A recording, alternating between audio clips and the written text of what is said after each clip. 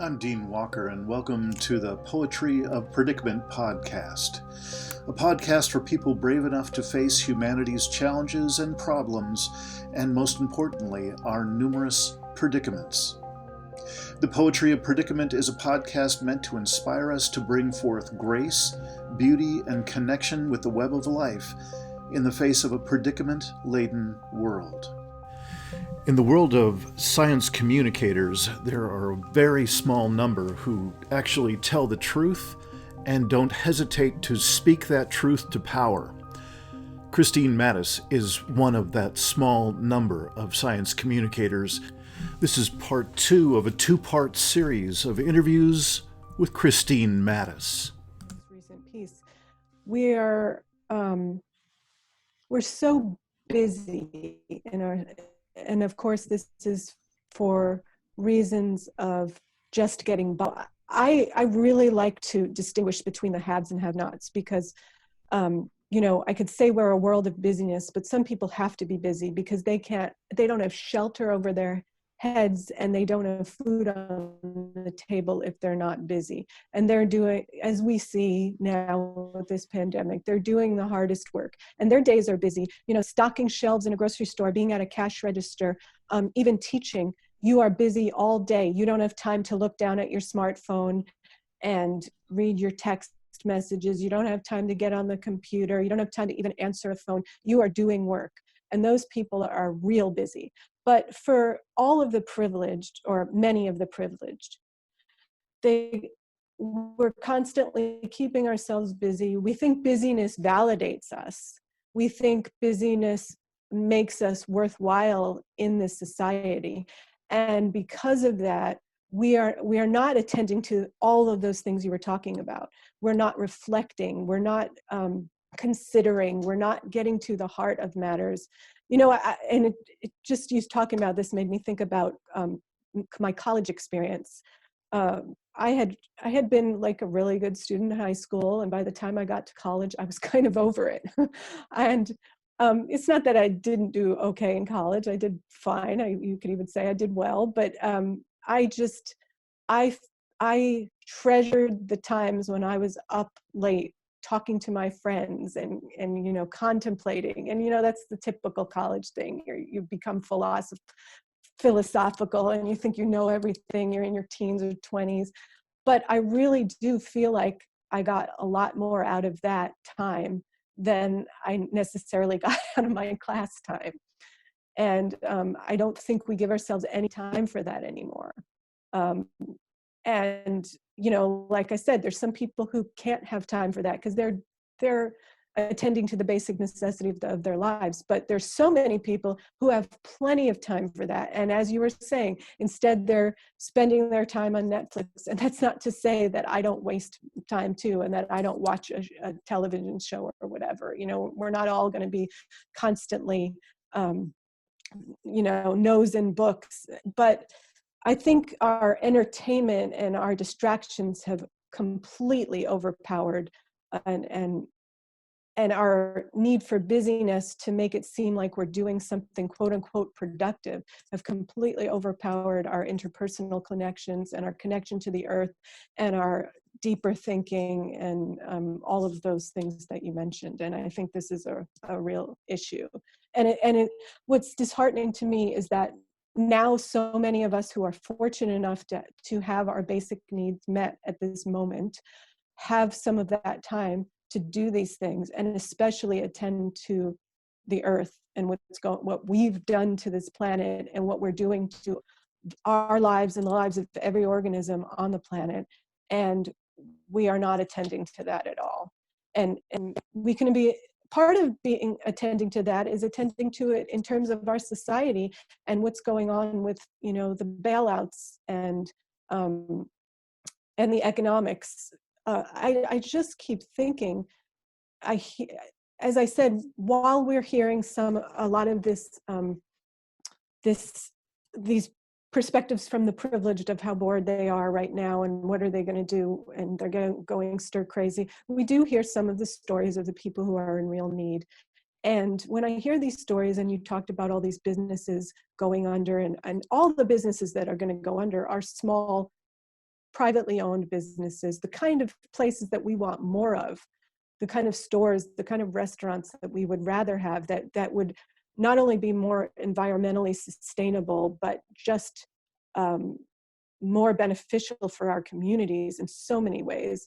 These people are going under, and they're going under because the government has chosen to give all the money to large corporations, to large infrastructures. And I just keep thinking, if the government had just done what some other countries have done, and I mentioned this the last time we spoke, $2,000 to adults, every adult in the country. Small business, you don't have to give the business loans. The people who own the businesses, the small business owners, would get that money. I mean, can you imagine if you could get the people who are already poor and the homeless, if you could even get to the homeless, giving them $2,000, you would change their lives. You would change those in poverty. You would enable them to be resilient in the face of this, and then probably be resilient after this.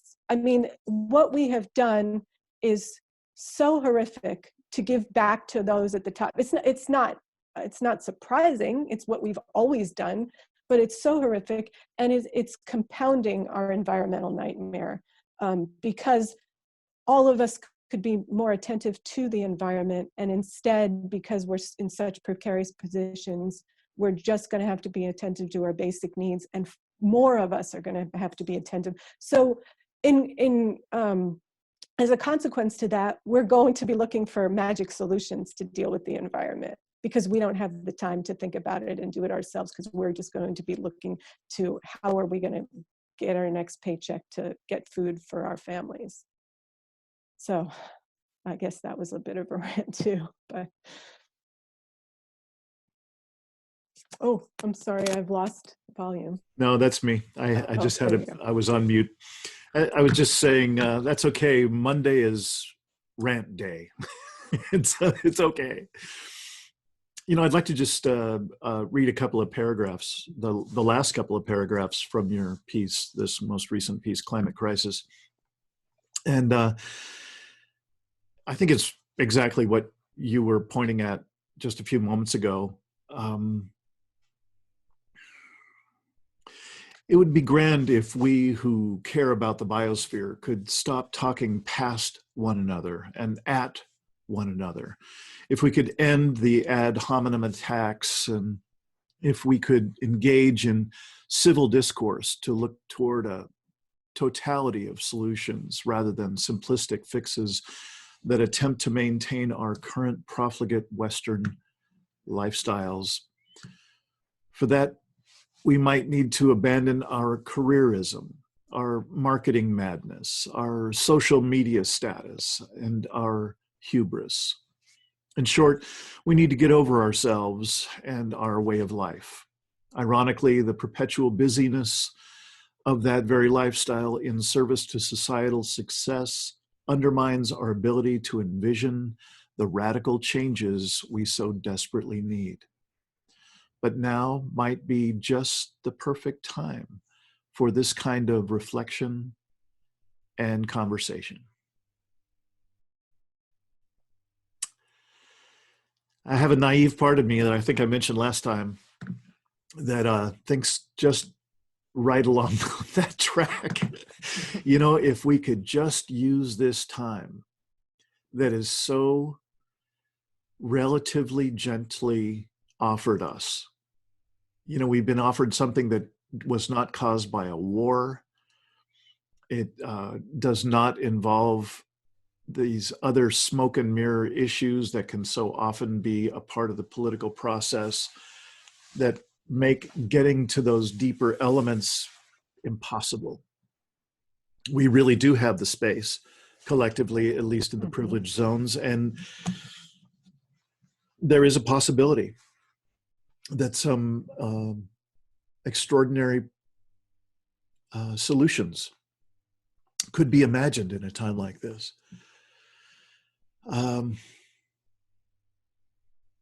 You've just written this so beautifully. It put quite a substantial piece here. You've ended it this way, and I'm curious how's your hope quotient as you look back on writing this and as you look out into to today's version of this world?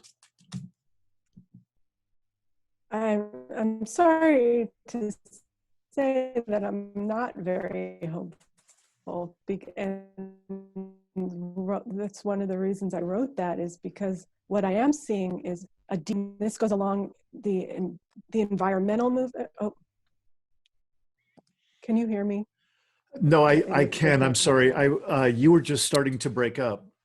Yeah, my internet connection seems to Okay. be a little unstable. So I'm gonna try turning off my camera for a little while, and if you wouldn't mind just starting up on, I'm so curious to hear what your answer is. If you could start up somewhere in the vicinity of, yeah, I'm not very hopeful right now, and take it from there, I'd sure appreciate it. Yeah. So what I was going to say is I'm not all that hopeful, and that's because I'm seeing both a divide in the so-called environmental movement and in politics, and it just seems as if invectives are being spewed everywhere, and instead of coming together and discussing, and I don't even want to say debate, because I don't think debates are useful when it comes to actually solving issues. I think a discussion and a conversation like we're having is much more useful. But what I see is people going back and forth, when it comes to, do we vote for Biden and how are we going to beat Trump, or do we need a third party? It's just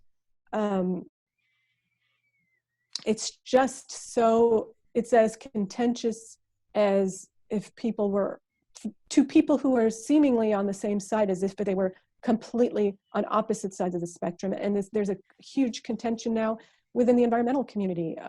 And yes, people can see things differently. We all see things differently, and we all feel like we might have solutions or we might have ideas to share. But what I see is a lack of openness that's just astounding. And it's actually not too astounding, though, because I think, capitalism and economics and marketing all plays into this. But and then, like I said, ego and careerism plays a lot into it too. But I just don't see a way forward if we are just so self-assured that we are correct, and we're not willing to even listen or contemplate someone who has an issue with our so-called side or our conclusion.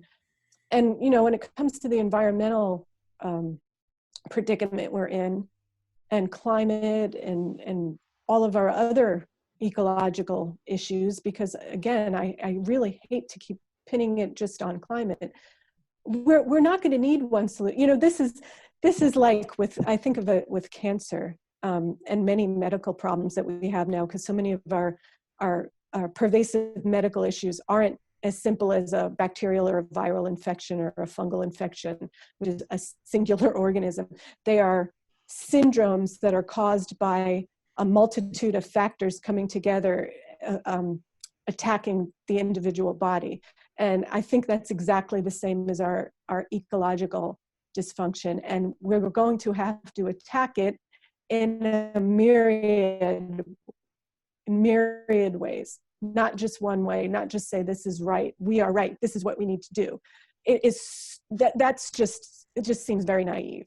I think we have to look at the multitude of solutions, and we should look at the fact that we probably will need all of them and more. And this divisiveness is not going to do us any good, but insisting that you're correct with your solution is not going to do us any good either. Yeah. Oh boy, there's a couple other pieces that I would love to explore with you, but I guess I'm leaning a bit more toward these larger scales, or these broader questions for you. I'm curious, in light of everything you just laid out about hope or having not much of it. I'm curious if there are elements that are inspiring, a little bit more on the inspiring side of the equation for you when you look at just about any level in your life, from the very local to the global. Anything that has caught your eye? I guess what's inspiring to me is, oftentimes when I try to put my writing out there, I really do try to touch upon either issues or aspects of issues that haven't been discussed before, or yeah, just aspects of larger issues that may have not been touched upon as much as other aspects. And I receive a good deal of feedback from people from all over the world, some of whom I've become fairly good friends with now. And it's inspiring. That's actually something inspiring to me, to see that there are people all over who aren't just seeing things through the dominant lens that the people in power and the people who own the media and the people who basically control our lives provide. There are people all over the world who have different lenses, who are doing great work on the ground in their own communities, who question the dominant paradigm and the dominant worldview that we're all supposed to buy into, that has done us no good but destroy our planet and might be the death of us all. And so I guess, yeah, even though when I look around and I look at the media and maybe yesterday I thought maybe I really need sort of a media moratorium for a little while, because I'm wondering if I'm being unduly affected by what I'm seeing in the media, and that doesn't really represent what's really going on with real people. And so when I say I'm not hopeful, it may be just because of what I'm seeing from the big voices and the lens through which they see the world. And what does give me hope is the individual people I talk to who see things differently, who try to live differently, and who work on, egalitarianism and I don't want to say charity. I hate the word charity because I envision a world where we can eliminate charity. I think that's part of what sustainability is. There should be no charity. We should all be empowered and have what we need. But I wonder I guess those are the does the people. word mutual aid come anywhere near a midway point between your ideal and charity?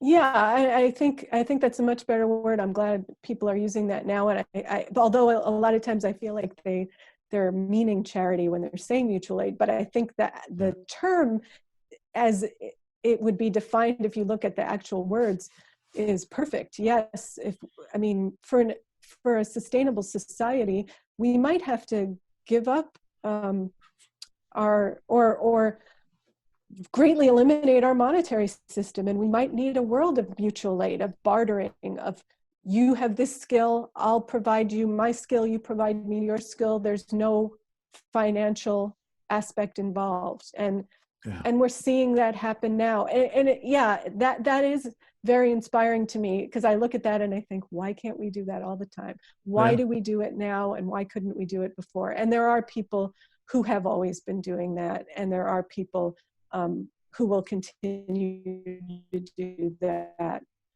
Yeah. So I guess I hope that those who do and those of us who care take that with us and aren't, I don't want to say brainwashed per se, but aren't unduly influenced by the powers that be and their view of how society should be.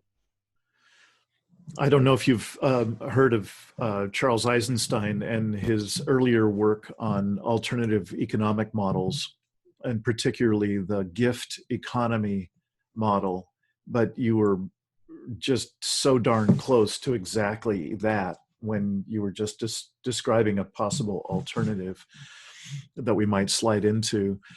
Maybe that's a possible alternative if you give yourself a fast from regular media.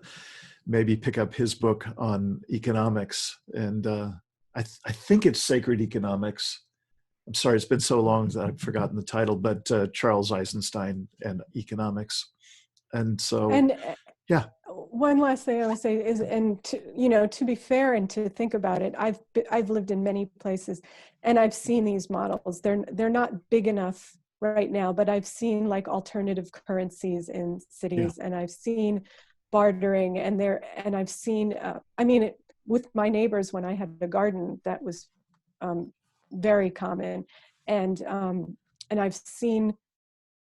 I don't know the term that they're using for it, but instead of ownership of things like tools and kinds of large machinery or even smaller machinery that we use in our lives but don't use that frequently, there's a system of sharing these items so that we don't have such a huge ecological footprint. So there are so many models in small scale around that we can adopt into larger scale and make more normal.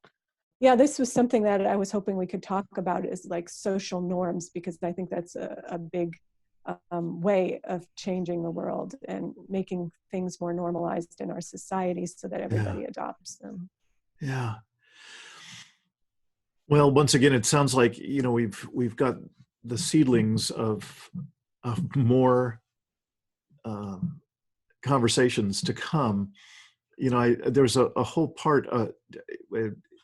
It was actually only a couple of paragraphs in this most recent piece that you put out, but it really struck me that you talked about going to a conference about, I believe it was Women in Science, and if I can, I'm not unable to find it right now. I'm just trying to scroll through it and find it. But what I was left with was you spoke with a number of women in this conference and beyond, where the impression that you were left with was that they were so discouraged with the state of affairs in their field, whether it's academia or this particular field and the research and so on, that they were choosing to no longer participate. They were going to change their direction entirely. And I think that's a conversation for another day, but I would so appreciate being able to have that with you, because mostly we have a secondary podcast that's called Take My Hand, Conscious Parenting in a Time of Stolen Dreams. And the conversation quite often with the parents or the children in these podcasts ends up talking about, well, what are you going to do about school? What are you dreaming about moving into? Since you're a child or you're a young adult now, what does this life ahead of you look like? And in an odd way, I was reminded of that recurrent theme in those conversations by your writing and your mentioning of the women being so daunted by what had shown up in their experience with their colleagues and so on in the field, that they're changing their life direction. Obviously, we're talking different scales here, but the issues are the same. Like, how is life now derailing us and demanding of us an entirely new framing and a new retooling of our own lives? Mm-hmm. I know it's huge, and I know we should talk about this more in depth, but I do want to give you a chance to respond, because it's pretty spicy, and you usually have quite a bit to say. So I'm just curious, does that spark you in any way? Well, again, I mentioned my husband. He gave a commencement address to his students a couple of years ago, and he talked about this in the realm of, your future plans and dreams. And I do think, one thing I think is that we have to, I don't think we should not allow children to dream, but obviously their dreams of their future are formed by what we value in society and what we have made of our society. And that's not necessarily what dreams have to be. And it's not necessary. And at this point, it seems to me that most of our dreams for future professions are completely unsustainable ecologically. And so in terms of that realm of the dreams of children, I think we can form new dreams, and we can also look toward, if we're caring about the earth and we care about sustainability and the future of humans on the planet and the future of all organisms, because I personally care a lot about other flora and fauna on this planet, I think we have to re-envision our dreams. And so whatever field that you think you're skilled at or you're interested in, you have to think of that field in the context of sustainability. And it might mean that field really shouldn't be in existence in a sustainable world, or it means that it might have to exist in a very different way. And so that's one aspect. And the other aspect, in terms of what I saw with women in science who had either left the field altogether or were having trouble working in it or never entered it. This isn't scientific research, although it's something that I've always wanted to look into, and I'm not sure how I could research how prevalent this is, because there's all this talk of why women aren't in STEM fields, and there's the predominant thought is that, well, at some point, and Larry Summers, who you probably know, who was the president of Harvard, I believe it was, who has said some fairly misogynist things. I believe he was in the Obama administration as well, economist. He and some other people have suggested that women, the old belief that women aren't as good as in science and math, and that kind of idea that women are more skilled at the humanities, or whatever that kind of old belief was. But there's no thought to the fact that people might have philosophical or moral objections to what is going on in these fields.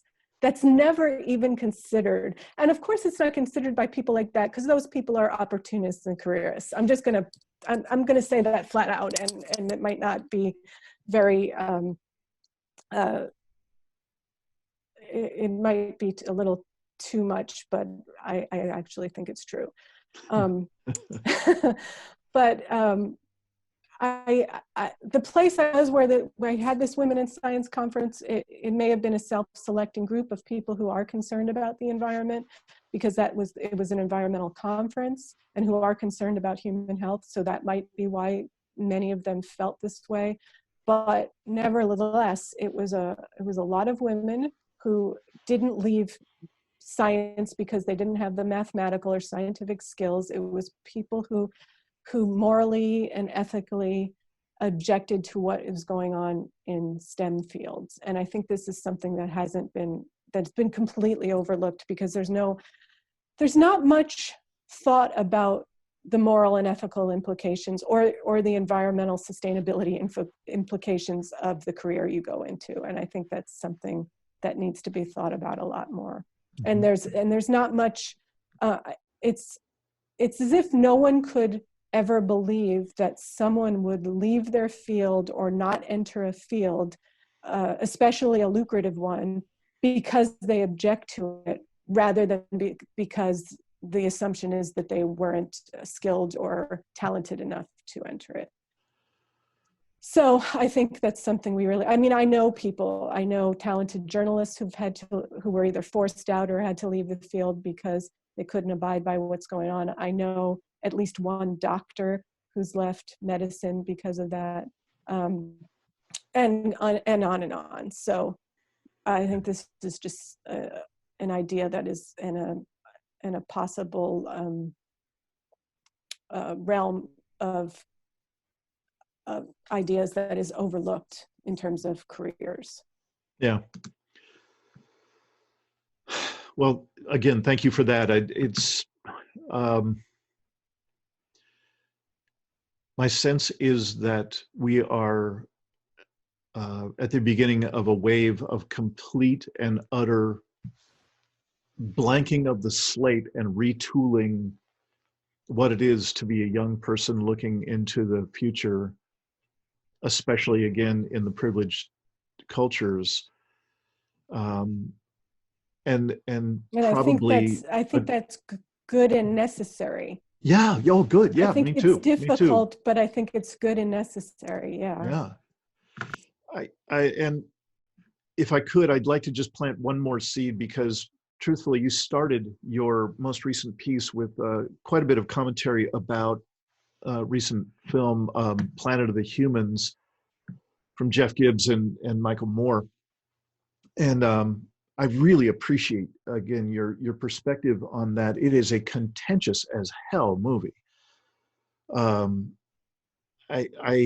have come to really deeply dislike the gotcha documentary style of Michael Moore, and obviously of Jeff Gibbs as well. I don't know what the truth is, but it sure seems like they did that to Bill McKibben. And I can't think of a more gentle and important soul in the environmental movement to just at least be gentle with criticism. The way that they did it, it appears to be really just bad journalism, bad documentary making. All that aside, I think your points are really important, and so I'm hoping that with your permission, I'd like to make this a semi-regular feature here in the Poetry of Predicament, and if we could spend some time looking at the the range of interpretations of that film and the reactions to it, and some of your core points that where you land in comparison, I think are very, very important. What I can say, but in my prior lifetime of being just a layperson who would read the occasional article and just figure out, stumble into some sort of conclusion and so on, I have a bit more going on now, and I can be a little bit more engaged in conversation about it, and I would really appreciate doing that. I think that there are some important pieces, not just, certainly not at the personality level. I don't care that much about Michael Moore, Jeff Gibbs, or this film, but how the environmental movement presents itself to the world, and how it itself makes sense of the world. There are some huge flaws that I think you gracefully point out in your writing that need to get pointed out. They don't need to get pointed out in the way that Jeff Gibbs did. They do need to get pointed out because they're giant holes. And that in and of itself is forgivable, but when we're facing off against the most powerful set of lobbies in the world, which are every one of them lined up for our destruction, then there's no time for fooling around with this. We really need some good, solid thinking, some good, solid kind of mutual and mutually empowering conversations like you were talking about before. This needs to be how we're coming together, not in this destructive way that is starting to cluster around that film. So I hope we can come back together, and perhaps we could touch in on that next time. But God knows what's going to be, between now and then. There may be a number of other topics that take front place. I got to say, what's interesting is that there's, all those powerful forces aligned to I can't remember how he said it, to keep us from, say, dealing with this huge calamitous issue we have on hand, the climate and all the other attendant environmental issues. One of the things that I think was important that the film brought out is that those same forces are, it wasn't fair to come at Bill McKibben and certain individuals the way they did. And I understand the defensiveness of those that were attacked. But I do think the forces who are aligned against solving or who have been for fossil fuels and who have caused all these problems are now aligned to make money off of the environmental movement and off of solving, quote unquote, the problems. And I think that is a huge issue that I've encountered as well. And that is an important aspect that the film brought out that I think some people don't want to necessarily see. Yeah, I'm with you. Absolutely. It deserves a combing out, really an articulation, a delicate articulation of things that just don't get the light of day. And again, that unfortunately, in the kind of scrappiness that's going on right now in reaction to the film, I don't hear those delicate distinctions brought out, and those are, I agree, very important. So if I could, I'm just going to put out the invitation again. Let's make this a regular thing, and let's get you back, and let's dive in there. And at some point, I'd like to share with you some of the pieces I'm putting together for one of the online learning series in a part of the website that's called Deep Academy. It's meant to be a place where people can start to get that baseline that I was talking about before in each of those areas. And one part of, especially with the deeper self-disconnection, one part of reclaiming that baseline is to really explore, how do I define hope? We mentioned it a bit earlier in this conversation, and I'd really like to run some of these pieces by you and see what your thoughts are, because it seems really core, especially for anyone who's in the science communicating business. So we've come a long way. We've covered a lot of ground. Is there anything that is emerging for you at this point in the conversation with which we could possibly wrap up today's conversation? Anything that you feel really needs a little bit of airtime before we close up, to just be fair, or just to give voice to something that's really still nudging on you? I don't think there's anything, I guess. Going back to my piece and something we mentioned the last time we spoke, I don't know even how to put this, but I think we need to be conscious of marketing. I guess I'll just put that out there. I think when it comes to everything we've talked about, the environmental movement, science itself, we love to believe that science is sacrosanct and it's above all reproach, and that doesn't, and to critique it doesn't mean we are in the camp of science denialism.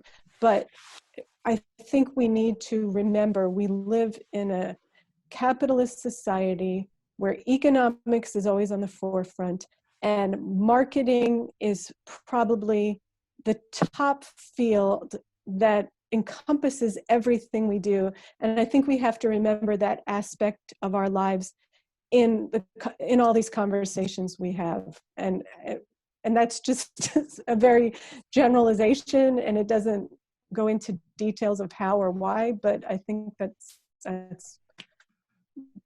all I have to say right now. Yeah. Consider that seed well planted. We will pick it up.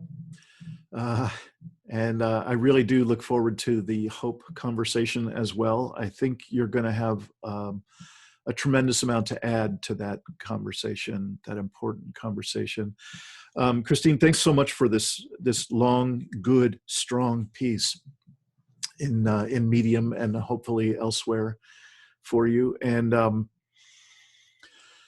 going to put out the naive part of me is going to put out one last thing today, and that is that I hope that next time we get together, between now and then, that there is nothing more important than the seeds you and I have now planted for the next conversation, so we can get to them, and we don't have some new giant, oh my God, scale issue to have to grapple with.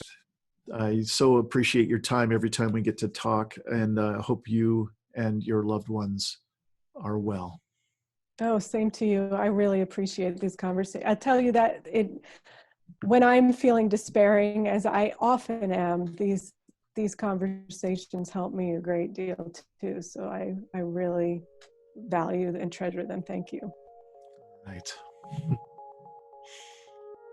Thanks for watching another episode of the Poetry of Predicament podcast, produced by Dean Walker and the Living Resilience Alliance, www.livingresilience.net.